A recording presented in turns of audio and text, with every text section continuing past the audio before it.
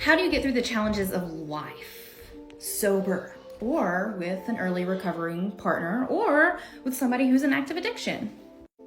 Life happens, which means there will be a death, there will be stress, there will be job changes, there will be uncomfortable family dynamics. There will be so much that goes on within our life that is out of our control that makes us feel really uncomfortable.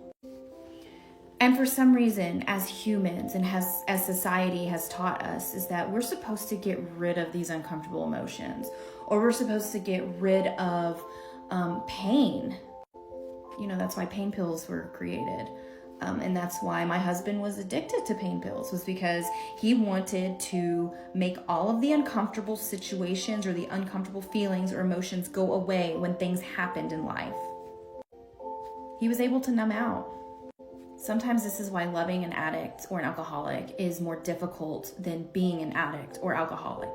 And ask my husband, he will say the same thing. And we've had a lot of people say the same thing as well, is that it's more difficult to love someone because they're able to numb out. They choose to cover their emotions. They choose to not deal with reality. And what happens is later on down the line, reality will slap you in the face and things get worse and worse because you're never dealing with what's going on. You're never allowing your emotions to go from A to B, from, the start to finish. When us, the people who deal with life on life's terms, we deal with things sober, we deal with things without putting things in our body. I mean, there are sometimes when people will have a glass of wine or whatnot after a funeral, but they don't allow it to consume them. They don't allow it to consume their emotions. They're still able to process their emotions in a healthy way.